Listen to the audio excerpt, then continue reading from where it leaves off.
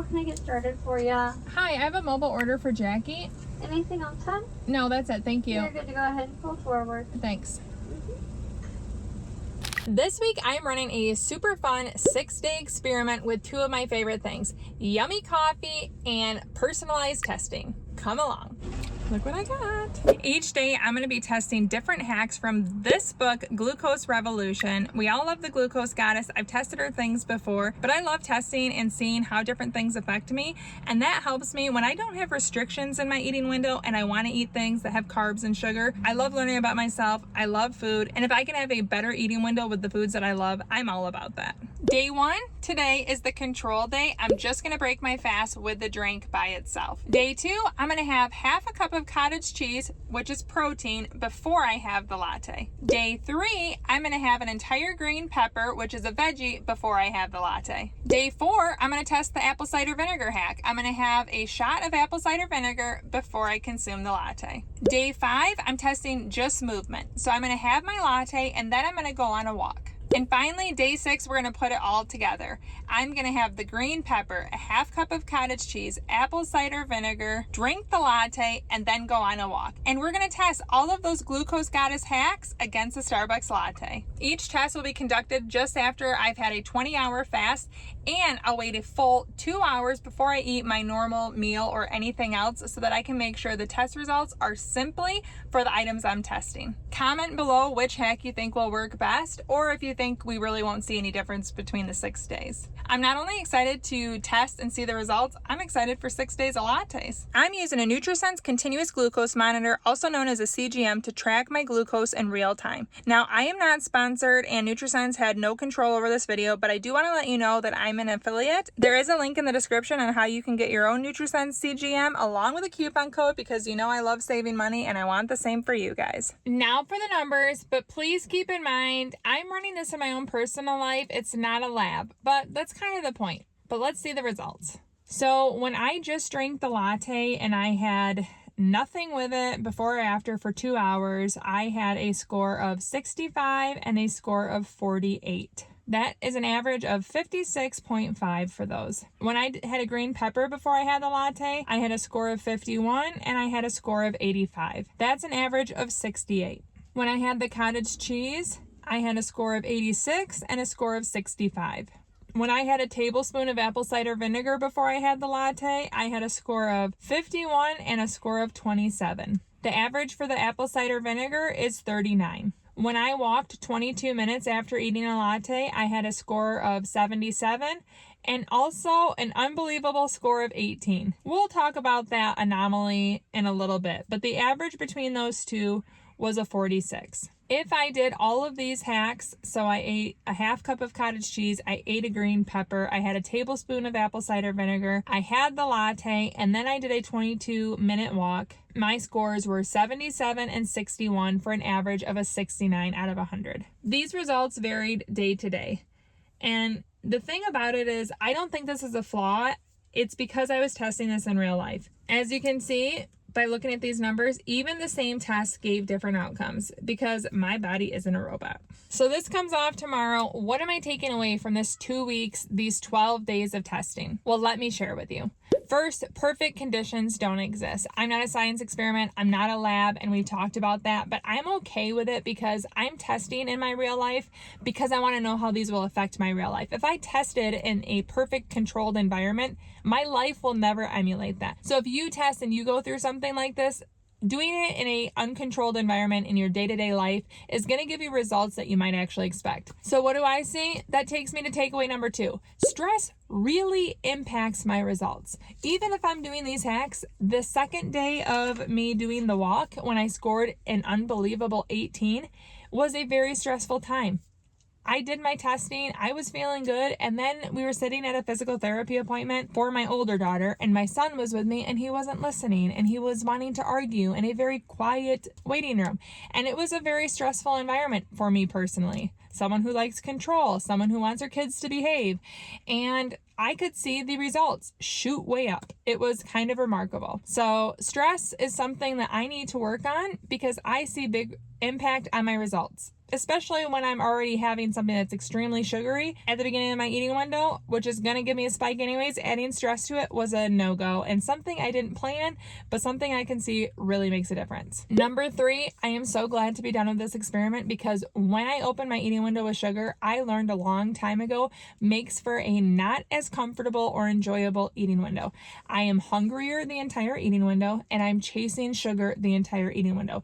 Even when I had the buffer of the green pepper or the buffer of the cottage cheese, guess what? Having 51 grams of sugar is quite a bit at the beginning of my eating window. I was very hungry, and then when I waited the 2 hours and then I ate, I had longer than normal eating windows to accommodate the testing, but I was also pretty hungry that entire time. I look forward to my short and sweet eating windows, and definitely not starting with sugar.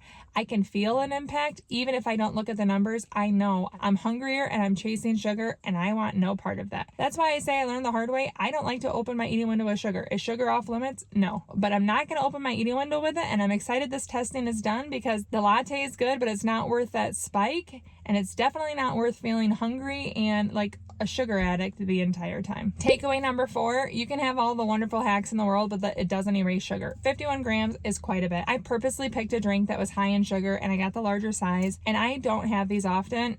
I'm reminded why, but the spikes came regardless of the hacks. Doing hacks did improve the score. My average for the cottage cheese was a 75.5, and the average for doing nothing was a 56.5. So that's almost a 20-point difference. Yes, it helps. I will continue to try to open my eating window with proteins and the healthy fats and the veggies, but it doesn't totally eliminate the giant spike that comes with 51 grams of sugar.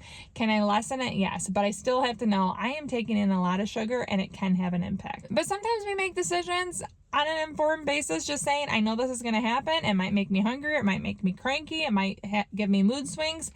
You just know what's going to happen. Takeaway number 5 is everybody is unique. Now, I test things, and I can see that when I drink sugar, so the latte, if I have a pop like a Dr. Pepper or a root beer, I've tested root beer at the movies, I get a giant spike. If I eat something that's like ice cream, I have a very different response. And I can say that I know that about myself, because guess what? I am literally only testing myself. I'm a subject of one. I'm doing these tests on myself based on what I'm eating, and it's my blood glucose. I can't say that this is going to be the exact same for you. The only way that you will know that is by doing it yourself. And that's why I like working with NutriSense. They do send these to me so I can make videos and tests. I'm not paid as like a sponsor. If you do end up ordering, I have links below, your own continuous glucose monitor, or working with one of their dietitians to get support. I get affiliate income, but I can make videos, I cannot make videos, but I really like doing this testing on myself because I don't want to restrict in my eating window. But if I can be more mindful of how I do things, or when I do things, or just knowing what the impact is to make better decisions, it's not about restricting sugar. It's like making better decisions when I have sugar. So I like testing and knowing how I uniquely respond to something. And I'm sharing this with you so that maybe you have an idea of hacks, or you're going to read the Glucose Revolution book, or maybe you're going to test for yourself and see what impacts your blood sugar and how you can take that information and have better eating windows. I like knowing how Jackie is going to respond to the foods that Jackie eats in Jackie's eating window. And someone messaged me this back. I wasn't at all like soliciting feedback. They just shared it with me. And I think it's really cool to see someone else in the community say, yeah, it's actually really crazy to see how my body responds to something. And just like me, she doesn't do well with pop. It's like that liquid sugar is just beep. Probably happens to most people, I guess. Who knows? And takeaway number 6, what am I going to do with this information going forward? Let me tell you. When I can, I will keep eating my protein, healthy fats, and veggies first. Now, did it work perfectly in every scenario? No. Did it combat my stressful days when I was testing? No. However, I do think that my data shows that it's better to have the padding than to just have the latte on its own. So if I'm out and about and I want a latte, I'm going to pack something ahead of time to help offset the blood sugar spike. I might also not get the 51 grams if I got a grande instead of a venti. How many grams of sugar will that save me? Just seeing what it does to the blood sugar and feeling that spike, it might help me to make better choices in the future, even if I don't eliminate it. But I do really see the impact of having like the proteins, the healthy fats right at the beginning.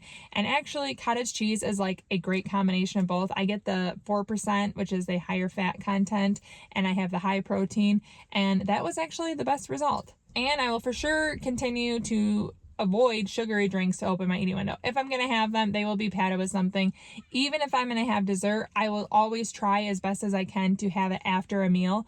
I've done that for a long time, and I do think it helps. When I have had an entire meal and then I have the sugar, I have all the things, all the good parts of the meal before I eat, and I think it makes a difference. If you're experimenting or curious, this can be such a fun way to learn about yourself. Just don't expect perfection or to work in a completely controlled environment. After all, we're real people living real lives, and that's what we need to see how it will impact, right? All of my information on working with NutriSense is linked below. I have coupon codes. I am an affiliate. I will earn income if you order, but this is not sponsored. I just want to remind you, any information on what I use is linked below though. And if you missed it, I have actually tested this before, different hacks while eating a donut. It did make a difference there, and you can see the entire thing in this video right here. If you like this video, you'll definitely like this one because it was such a fun experiment, and who doesn't love donuts? How did the donuts impact me? See the fun results right here. Cheers to learning what helps us all feel better in our eating window. Thank you so much for watching. Ciao don ciao.